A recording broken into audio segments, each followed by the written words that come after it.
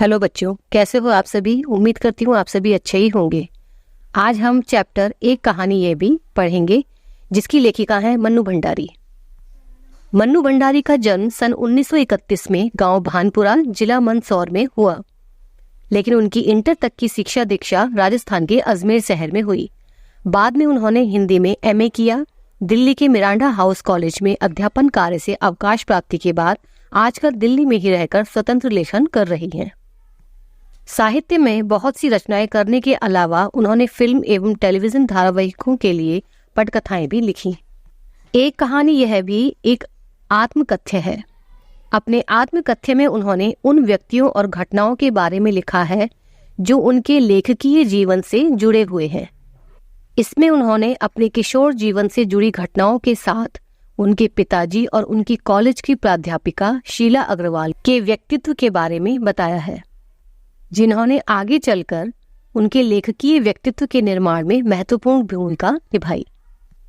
तो आइए पढ़ते हैं उनकी आत्मकथ्य एक कहानी यह भी।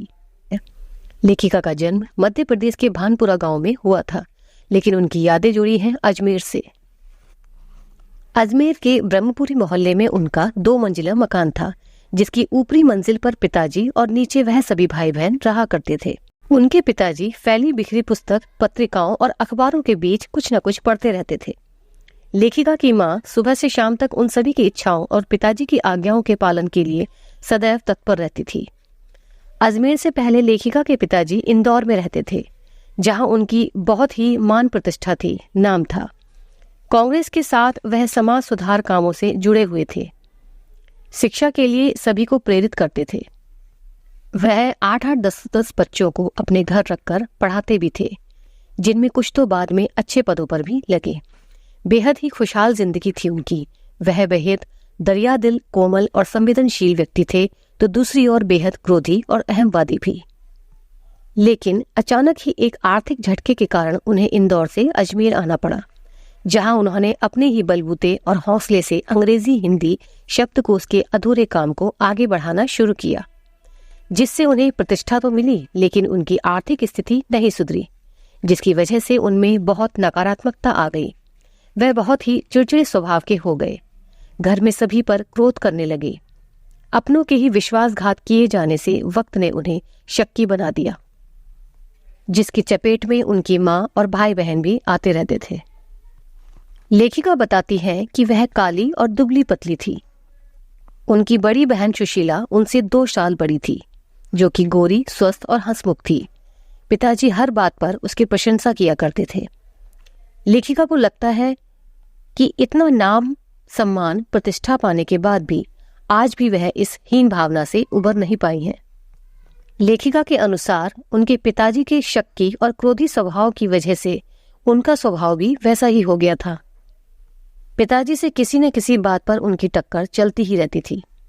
लेखिका की माँ उनके पिताजी से ठीक विपरीत थी, जिनमें बेहद धैर्य और सहन शक्ति थी।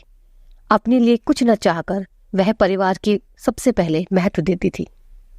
सभी भाई बहनों का माँ के साथ बहुत लगाव था, लेकिन उनकी माँ का यह त्याग कभी उनका आदर्श नहीं बन सका। लेखिका 5 भाई बहनों में सबसे छोटी थी। बड़ी बहन की शादी के समय वह 7 वर्ष की थी। अपने से 2 साल बड़ी बहन सुशीला के साथ उन्होंने घर के आंगन में बहुत से खेल खेले, लड़की वाले खेल से लेकर लड़कों वाले खेल तक।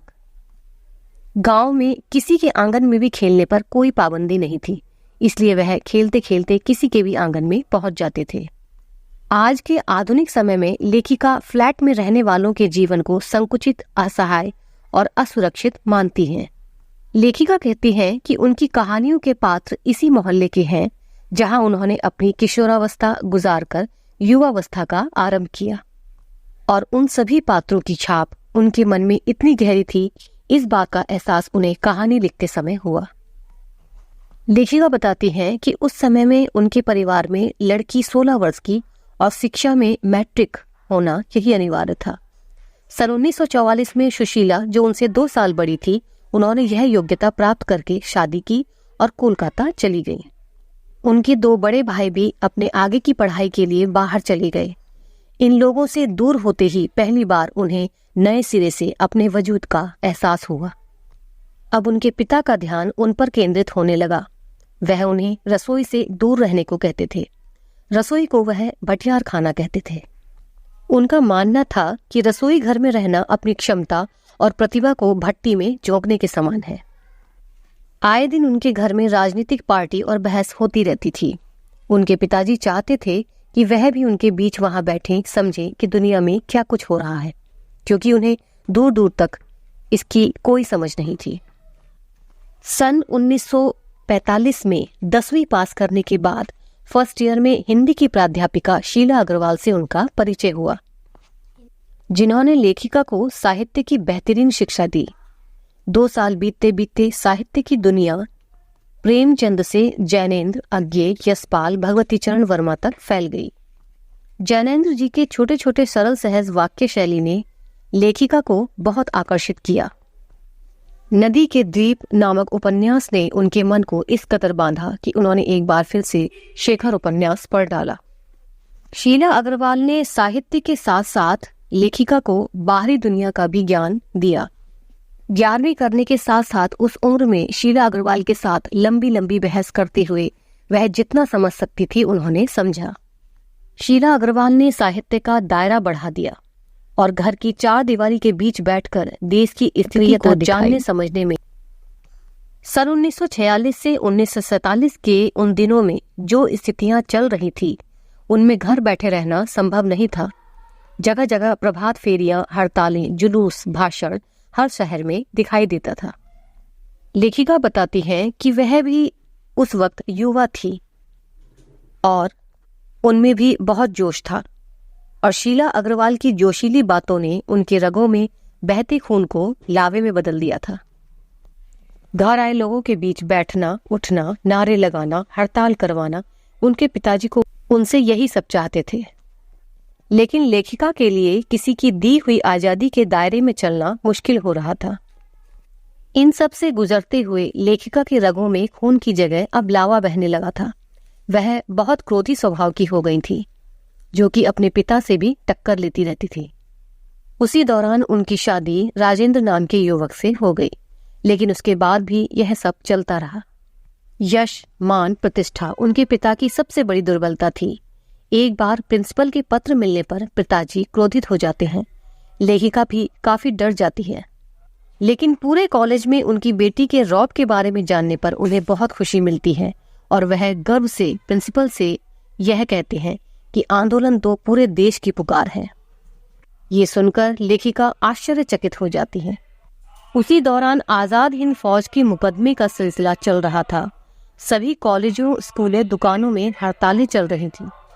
शाम को अजमेर का पूरा विद्यार्थी वर्ग मुख्य बाजार के चौराहे पर एकत्रित होकर भाषणबाजी करने लगे। इसी बीच उनके पिताजी के एक मित्र उनके घर आकर लेखिका के बारे में बहुत कुछ बोलते हैं कि उनकी बेटी का यह सब करना शोभा नहीं देता। वह तो लड़कों के साथ रहती है और उसे मान मर्यादा का भी ख्याल नहीं रह गया है, जिसे सुनकर पिताजी को बहुत क्रोध आ जाता है।